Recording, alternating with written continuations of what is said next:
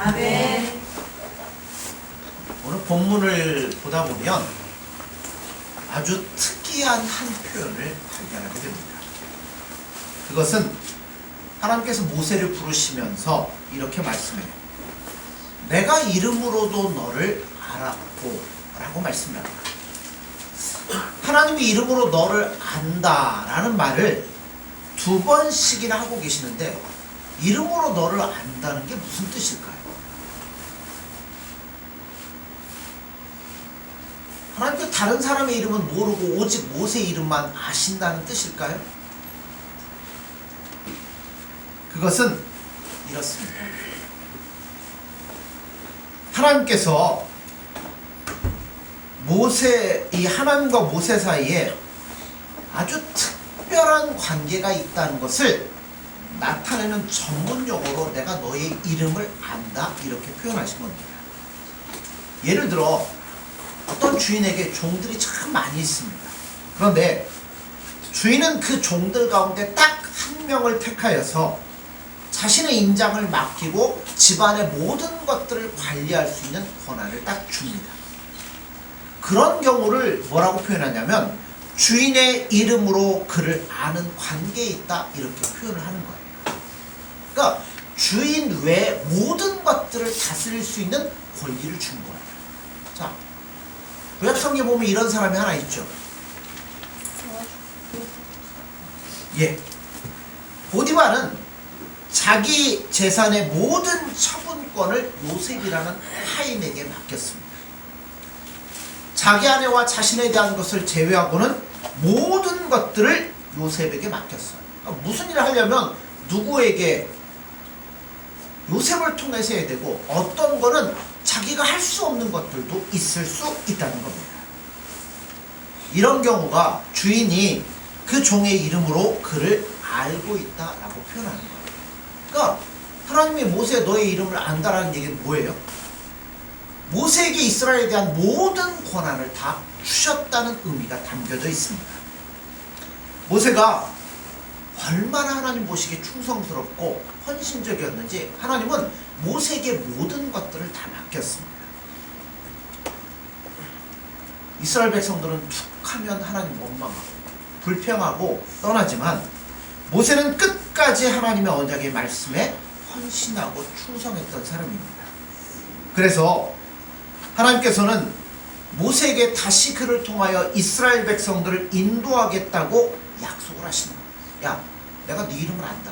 내가 너에게 모든 것들을 다 맡기고 이렇게 하겠다. 근데 모세는 그것으로 성에 안 찼습니다. 그리고 본문을 보면 그것으로 만족하지를 못해요. 그래서 하나님 앞에 더 큰 것을 요구를 합니다. 그건 뭔 요구냐면 하나님의 영광을 보여달라는 겁니다. 자, 18절 20절입니다. 모세가 이르되 원하건대 주의 영광을 내게 보이소서. 여호와께서 이르시되 내가 내 모든 선한 것을 내 앞으로 지나가게 하고 여호와 이름을 내 앞에 선포하리라. 나는 은혜 베풀 자에게 은혜를 베풀고 긍휼히 여길 자에게 긍휼을 베푸느니라. 또 이르시되 내가 내 얼굴을 보지 못하리니 나를 보고 살 자가 없음이니라. 왜 모세는 하나님에게 하나님의 영광을 보여달라고 요구할까요?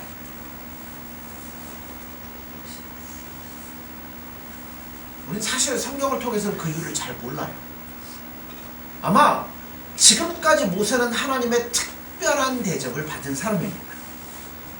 그가 불타는 떨기나무 가운데서 하나님의 사자를 만났고요. 또 때로는 하나님과 친구처럼 대면하여 대화를 나눌 정도로 친밀한 관계에 있습니다. 그런데 모세는 거기서 그치지 않고 한 걸음 더 나아가서 하나님의 영광을 볼 수 있게 해달라고 요구를 한다는 겁니다. 무엇이 부족해서 이럴까요? 자, 무엇이 부족해서 모세가 하나님의 영광까지 볼 수 있게 해달라고 요구했을까요? 그것도 왜 그랬는지는 잘 몰라요. 그러나 한 가지 분명한 사실은 우리가 알 수 있습니다. 뭐냐면 하나님의 은혜는 무엇인가 특별한 것이 있다는 겁니다. 지금까지 모세가 살아오면서 하나님을 경험한 결과 늘 그랬다는 거예요. 자, 이스라엘 백성들이 이끌고 바로와 대적하고 그 모든 것들을 다 이겨내고 지금까지 오는 과정 가운데서 한계에 부딪힌 적이 한두 번이 아니었습니다. 툭하면 백성들이 원망하죠. 바로도 그 말을 안 듣죠. 한계에 부딪혀서 이제는 더 이상 못하겠다라고 생각할 때 그게 끝이 아니었다는 거예요. 무언가 더 특별한 것이 그 뒤에 뭐예요? 기다리고 있더라는 겁니다. 모세가 그걸 알았던 거예요. 하나님이 모세를 애굽에 보내실 때 표적 두 가지를 줬습니다. 하나는 지팡이가 뱀이 되는 거예요. 또 하나는 넣었다 빼면 문둥병이 있고 넣었다 빼면 이게 낫는 거였습니다. 자, 애굽에 가서 두 가지 이적을 행했는데 아무런 일도 일어나지 않았습니다. 하나님이 가라고 했는데 이적도 줬는데 백성들도 잘 안 따라오고 바로도 항복을 안 합니다. 근데 어떻게 해요? 낙심할 수밖에 없습니다. 근데 그때 어떤 일이 벌어지죠? 그때부터가 시작이었습니다. 수많은 개구리떼, 이, 파리, 우박, 흑암, 어둠, 이루 말할 수 없는 더 다른 하나님의 놀라운 일들이 그 앞에 준비되어 있었다는 겁니다. 어디에 보면 그랬습니까? 홍해를 건널 때는 뭐예요? 바닷속에 난 길로 걸어가도록 만들었습니다. 굶주린 그들 위에는 하늘에 뭐예요? 엄청난 곡식 창고를 준비해 놓고 그것들을 주셨습니다. 광야에서 목이 마를 때는 반석 안에 엄청난 저수지를 만들어 가지고 그 물을 그들에게 공급해 주셨다는 겁니다. 그러니까 이런 경험들을 모세가 하나하나 깨닫고 나왔더니 뭘 깨닫냐면 낙심되고 좌절할 수밖에 없을 때 거기서 끝이 아니더라는 겁니다. 그 뒤에 엄청난 하나님의 은혜가 따로 준비되어 있더라는 겁니다. 모세는 낙심하지 않는 거예요. 백성들이 배반을 하고 이런 일들이 벌어져도 이것 뒤에는 뭔가 하나님의 엄청난 은혜가 있어. 그거를 바라보고 나가더라는 겁니다. 모세가 단순히 호기심으로 하나님의 영광을 보여달라고 요청한 것이 아닙니다. 아니면 지금까지 그가 경험하고 체험했던 것으로는 모자라서 뭔가를 더 달라고 요구한 것도 아닙니다. 지금 모세의 상태를 보세요. 자, 하나님의 율법을 받으러 시내산에 올라갔다 내려오니까 밑에는 어때요? 금송아지 우상을 만들어 놓고 이게 자기들이 이끌어낸 신이라고 거기다 예배하고 난리를 피고 있습니다. 백성들의 마음이 다 돌아갔어요. 모세가 얼마나 낙심이 됐겠습니까? 하나님이 그들에게 주신 율법도, 하나님이 그들이 또 하나님을 사랑하고 섬기며 나아갈 수 있는 성막과 그 모든 것들을 만들어 놓은 모든 제도도 지금 이스라엘 백성들 앞에 아무런 소용이 없는 상태라는 겁니다. 완전 절망이죠. 낙심이 되죠. 그런데 그 순간에 그는 뭐하고 있어요? 하나님의 영광을 보다 하나님만을 바라보고 있더라는 겁니다. 분명히 하나님 자신이 알지 못하는 어떤 엄청난 능력과 영광이 있다는 걸 알고 있기 때문에 내가 여기서 낙심하지 아니하고 더 큰 하나님의 은혜를 나에게 달라고 지금 요구하고 있다는 겁니다. 여러분, 우리도 그렇잖아요. 믿음으로 살다 보면 낙심하고 절망할 때도 많습니다. 그럴 때 그 모든 것들을 극복할 수 있는 힘과 능력이 어디에 있을까요? 모세는 그게 뭔지는 구체적으로 알지는 못했어요. 그러나 그것을 보여달라고 기도하기 시작했다는 겁니다. 자, 하나님은 그 기도를 들으시고 모세에게 보여주신 게 있어요. 뭐냐면, 내가 내 모든 선한 것을 내 앞으로 지나가게 하고 여호와의 이름을 내 앞에 선포하리라. 그래? 그럼 내가 내 이름을 선포하겠다. 하나님 이름 선포되는 게 뭘까요? 오늘 질문이 많죠? 자, 이게 뭔지 잘 모르시면 생각을 해보세요. 왕의 이름이 선포될 때 그 밑에 있는 백성들은 다 뭐 하겠어요? 옛날 한번 생각해 보세요. 뭐 임금님 딱 행차하면 백성들이 줄 쫙 서서 서 있고 왕이 의자에 딱 앉으면 뭐 상감마마 아마 그렇게 하겠죠? 그럼 백성들이 다 그 앞에 머리를 조아리고 왕이 그 앞에 앉아서 드디어 왕의 임무를 하는 거죠. 이제 하나님께서 이스라엘 백성들 앞에 왕으로서 행차를 하시겠다는 사실을 드러내신다는 의미가 여기에는 담겨져 있습니다. 그때 함께 선포되는 말씀이 있죠. 뭐냐면 나는 은혜 베풀 자에게 은혜를 베풀고, 그죠? 긍휼히 여길 자에게 긍휼을 베푸느니라. 무슨 뜻일까요? 그렇죠. 구원은 절대적인 하나님의 주권 안에 있다는 겁니다. 하나님은 사람을 억지로 구원하셔야 될 의무가 절대 없어요. 우리를 필히 구원할 그 의무가 있는 게 아니에요. 그래서 그냥 은혜를 베풀 자에게는 은혜를 주시는 거고요. 긍휼을 베풀 자에게는 긍휼을 베푸시는 거예요. 그럼 반대로 생각해보죠. 어떤 자도 있어요? 버릴 자들은 버리신다는 이야기입니다. 그게 하나님의 권리요 주권인 거예요. 우리가 이 자리에 앉아있는다는 것이 여러분 얼마나 놀라운 하나님의 예수님의 은혜인지를 아셔야 된다는 겁니다. 자, 지금 상황이 어떠냐면 이스라엘 백성들이 모두 담 앞에서 하나님의 이름을 무참하게 짓밟았어요. 하나님께서 직접 만드신 이 율법이 새겨진 돌비는 지금 어떻게 됐어요? 던져져 가지고 탄산이 부서졌습니다. 이스라엘 백성들은 금송아지를 만들어 놓고 그게 자기들의 신이라고 부르짖고 있습니다. 우리가 보기에 하나님은 뭐 하신 것 같아요? 실패한 것 같습니다. 그렇잖아요. 지금 다 200만 명이나 되는 이 이스라엘 백성들을 애굽에서 끌어내갖고 시내산까지 왔는데 여기서 하나님이 실패한 것처럼 보일 수 있습니다. 이처럼 절망적이고 답답한 상황 가운데서 모세는 하나님을 바라봅니다. 하나님, 이번에는 어떤 영광을 준비하고 계십니까? 그거를 보여주십시오. 우리의 불순종과 패역감을 극복할 수 있는 하나님의 능력을 우리에게 보여주십시오 라고 기도하고 있습니다. 그때 하나님께서 모세에게 보여주신 것이 뭐예요? 놀랍게도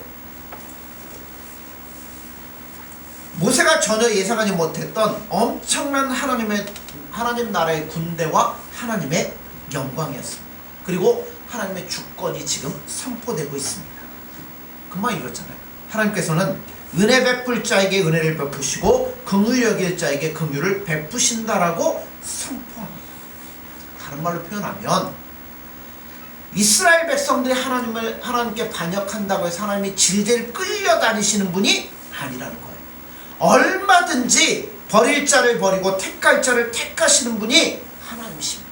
구원은 전적으로 하나님의 주권에 한 것이라는 겁니다. 어느 누구도 하나님의 권리에 대해서 이래라 저래라 할 수 있는 자가 아무도 없다는 겁니다. 자, 어떻게 보면 하나님이 실패한 것처럼 보일지 몰라도 하나님의 뜻에는 여러분 전혀 이상이 없다는 겁니다. 그래서 하나님이 모세에게 영광을 이제 보여주기 시작해요. 모세가 사람들만 볼 때는 실망감을 느끼는 거예요. 내가 이러려고 여기까지 왔나? 내가 이 모습을 보려고 여기까지 왔나? 자신이 하는 일이 아무런 의미가 없게 느껴지고 이제는 그만두고 그냥 떠나고 싶다라는 마음이 얼마든지 들 수 있다는 겁니다. 그렇지만 하나님의 영광을 보았을 때 자신이 얼마나 위대한 하나님의 일에 사용되고 있고 이 일이 얼마나 영광스러운지를 깨닫게 되었다는 겁니다. 그때 하나님이 모세에게 이런 말씀을 하십니다. 자, 20절에 보세요. 또 이르시되 내가 내 얼굴을 보지 못하리니 나를 보고 살 자가 없습니다. 자, 하나님이 모세에게 내가 너의 이름을 안다라고 얘기했잖아요. 모든 것들을 맡겼다는 거죠. 그만큼 내가 너를 인정하고 사랑한다는 거예요. 그래서 할 수만 있으면 모세에게 뭣도 보여주고 싶어요? 내 얼굴도 보여주고 싶다는 겁니다. 그러나 보여줄 수가 없어요. 왜요? 모세 역시 죄성을 가지고 있는 인간이기 때문에 하나님의 얼굴을 보면 살 수가 없는 겁니다. 그러니까 모세의 얼굴을 보여주기 싫어서 안 보여주는 게 아니라 모세가 연약한 죄인이기 때문에 보여줄 수가 없다는 겁니다. 그만큼 뭐예요? 모세를 사랑하시고 대접해 주신다는 겁니다. 우리도 그랬으면 좋겠어요. 하나님께서 여러분 모세 이름만 알겠습니까? 누구의 이름도 알겠어요? 네. 저와 여러분들의 이름도 알 것이라는 겁니다. 우리 자신은 이해가 되지 않죠. 내가 뭐라고 도대체 하나님이 내 이름을 알고 나를 이처럼 특별하게 대해주시는지 알 수가 없어요. 그러나 하나님은, 예수님은 우리를 그토록 사랑해 주신다는 겁니다. 이제 하나님이 모세로 하여금 이제까지 겪지 못했던 특별한 경험을 하도록 해주십니다. 모세를 불러다가 한 반석 위에 서게 하시고 그 다음에 뭐하죠? 하나님이 지나가셔요. 지나가실 때 뭐예요? 하나님을 보면 모세는 뭐하게 돼요? 죽게 되니까 손으로 그를 덮으십니다. 다 지나가시고 손을 풀르니까 모세는 뭐 봤어요? 등을 본 겁니다. 자, 21절에 23절 보시죠. 여호와께서 또 이르시기를 보라, 내 곁에 한 장소가 있으니 너는 그 반석 위에 서라. 내 영광이 지나갈 때에 내가 너를 반석 틈에 두고 내가 지나도록 내 손으로 너를 덮었다가 손을 거두리니 내가 내 등을 볼 것이요 얼굴은 보지 못하리라. 자, 하나님은 모세의 요청에 대해서 모세로 하여금 하나님의 영광을 친히 목격하도록 은혜를 주십니다. 그러나 그가 하나님의 영광을 온전히 볼 수 없기 때문에 손으로 그를 잠시 덮으십니다. 손으로 덮는다는 이야기는 뭐예요? 그가 죄를 가지고 있는 죄인이기 때문에 하나님을 보면 죽기 때문에 그의 죄성을 뭐 하는 거예요? 가리고 주신다는 겁니다. 모세에게도 하나님의 은혜가 필요한 거예요. 그것은 모세 자신의 공로가 아니라 오직 하나님이 예비하신 반석이요 그의 손으로 덮어주시는 겁니다. 그 반석이 누구예요? 예수님이죠. 그러니까 우리도 죄인이잖아요. 우리가 어떻게 예수님 앞에 나아가고 하나님 앞에 나아갈 수 있습니까? 그런데 예수님의 은혜가 우리의 모든 죄를 덮어 우리로 하여금 예수님 앞에 간구하며 기도하며 나아갈 수 있도록 만들어 주신다는 겁니다. 반석은 예수님이고 하나님의 손은 바로 예수 그리스도의 보혈의 능력인 겁니다. 모세도 이런 은혜가 없었더라면 살 수가 없는 거죠. 우리도 마찬가지입니다. 자, 이제 여기서 중요한 게 있어요. 그럼 하나님의 얼굴은 뭐고 하나님의 등은 뭐냐는 겁니다. 본문만 보면 마치 하나님은 우리처럼 얼굴도 있고 머리도 있고 등도 있고 뭐 다 있는 것처럼 느껴집니다. 그러나 하나님은 영이시기 때문에 여러분 육체를 가지고 있지 않다는 거죠. 그럼 하나님의 얼굴은 뭐고 등은 뭘까요? 모세가 얼굴을 못 보고 등을 봤다고 하는데 그 등도 실제적인 등은 아닐 거라고 생각합니다. 자, 그럼 이렇게 우리가 생각해 보면 돼요. 자, 여러분, 하나님의 얼굴은 하나님의 영광 가운데 가장 빛나는 것입니다. 그리고 하나님의 등은 가장 빛나는 건 아니고 그 주변의 영광이라고 생각하면 될 것 같습니다. 예를 들자면 태양을 보면 알아요. 태양이 뜰 때 우리가 눈으로 볼 수 있습니까? 너무나 밝아서 못 봐요. 선글라스 끼고 내가 차 안에서 그래요. 자, 우리 눈 영광을 가리워줄 수 있는 뭔가가 있어야 우리가 보는 거죠. 자, 그런데 그 태양이 떴을 때 그것을 얼굴이라고 생각한다면 등은 우리가 볼 수 있어요. 언제 봐요? 해가 서산 너머로 뉘어 치면 하늘이 뭐예요? 노을이 붉게 물들 때 얼마나 아름답습니까? 그 해변 같은 데 가면 선셋이라고 그러죠. 노을 지는데 그런데 앉아서 차를 마시고 음식을 먹으면서 그걸 보면 얼마나 좋아요. 마찬가지라고 생각합니다. 그래서 하나님께서는 하나님의 영광의 전체를 보여주지 못하고 주변적인 것만을 모세에게 보여주셨다는 겁니다. 그 하나님의 주변적인 영광을 보여주신 이유가 뭘까요? 거기에도 얼굴의 의미가 있고 등의 의미가 있는 것 같습니다. 등은 뭐로 생각하시면 되냐면 율법의 영광이라고 생각하시면 될 것 같아요. 모세 율법에는 하나님의 영광이 있습니다. 그러나 율법이 하나님의 본체는 아니라는 거죠. 하나님의 영광의 본체는 누구를 통해 온전하게 나타나냐면 예수님을 통해 온전히 나타난다는 겁니다. 그러니까 복음을 통해 온전히 드러나는 거예요. 사도 요한은 예수님을 바라보고 뭐라고 표현했냐면 우리가 그 영광을 보니 아버지의 독생자의 영광이라 표현했어요. 바울도 예수님에 대해서 이는 하나님의 영광의 광채시오 라고 표현을 하고 있습니다. 하나님의 영광의 얼굴은 누구예요? 예수님을 통해 나타나는 겁니다. 그러니까 율법은 등이라면 복음은 얼굴인 거예요. 우리가 복음을 통하여 하나님의 말씀을 듣는 것은 하나님의 얼굴을 보는 것과 같습니다. 우리가 하나님의 말씀을 하나하나 깨달아갈 때 그것은 우리가 하나님의 얼굴을 한 겹 한 겹 더 가까이 나아가 보는 것과도 같다는 겁니다. 하나님의 영광 가운데 가장 아름다운 부분은 그래 누구에게 있냐면 예수님 안에 있다는 겁니다. 그러니까 우리는 모세는 등만 봤지만 우리 누굴 봐요? 얼굴을 보는 거예요. 예수님을 통해서 하나님의 얼굴을 보고 나아갈 수 있는 은혜가 우리 안에 주어졌다는 겁니다. 그러니까 모세도 갖고 있지 보지 못했던 것들 우리가 얼마나 놀랍습니까?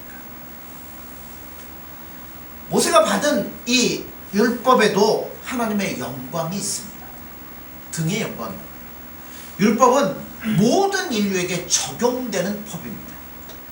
율법을 알든지 모르든지 율법에는 모든 사람들에게 하나님이 요구하시는 영광된 삶이 그 안에 들어있습니다. 그러나 그 영광의 얼굴이 영광이 될 수 없는 것은 그 율법 자체가 우리의 어떤 죄성을 몰아내고 우리를 하나님 앞에 바로 서게 만들 수는 없기 때문에 그렇다는 겁니다. 그래서 그 영광은 등의 영광에 불과할 수밖에 없습니다. 그러나 예수님은 그렇지 않습니다. 복음은 그렇지 않습니다. 복음은 사람의 정욕을 이기고 하나님의 모든 뜻을 성취시킵니다. 그래서 그 영광은 얼굴의 영광이라고 말할 수 있습니다. 우리가 하나님의 말씀을 볼 때마다 우리는 하나님의 얼굴을 본다는 사실을 여러분 기억하셔야 됩니다. 하나님의 말씀을 가까이 하는 것은 우리에게 복이요 영광인 겁니다. 하나님께서 저와 여러분의 이름도 아시기를 간절히 소원합니다. 그건 우리가 전적으로 예수님의 말씀에 헌신하는 것을 통해서 이루어지리라고 생각합니다. 우리가 예수님의 말씀을 붙잡고 예수님과 즐거이 동행하며 나아갈 때 하나님께서도 우리를 통해서 당신의 일을 나타내시며 그 영광을 나타내시리라 믿습니다. 여러분 세상 살다 보면 팍팍할 때 많죠. 마음대로 안 될 때 많죠. 모든 것이 뜻대로 되지 않을 때 한 가지 기억하십시오.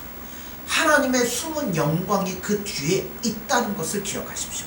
그리고 그때가 바로 예수님께 무엇인가 특별한 것을 요구하고 기대할 수 있는 기회라는 것을 여러분 기억하십시오. 그리고 예수님의 이름을 부르며 나아가십시오. 그러면 모세가 보았던 것처럼 야 누구야 너 잠깐만 눈 가리고 있어라 내가 지나갈게 그러면서 우리 앞에 하나님의 영광을 나타내시리라 믿습니다. 그러므로 사랑하는 성도 여러분들 우리가 낙심하며 절망하며 이런 환경 가운데서도 꼭 예수님만 바라보고 그 영광을 구하고 그 영광으로 인해 기뻐하며 즐거워하며 행복하게 살아갈 수 있는 저와 여러분들이 되어지기를 간절히 소원합니다. 기도하겠습니다. 예수님 사랑합니다. 또한 감사합니다. 오늘도 저희들을 사랑하여 주셔서 주의 전에 인도하여 주시고 모세에게 주셨던 것처럼 하나님의 영광을 우리 가운데 준비해 주시니 감사합니다. 우리가 그것을 바라보며 구할 수 있는 자들이 되게 도와주시고 이 모든 일 뒤에 역사하시는 예수님을 친히 목격하며 경험하며 그분과 즐거이 동행할 수 있는 복된 삶이 되어지도록 함께하여 주옵소서. 예수님의 이름으로 기도드립니다. 아멘.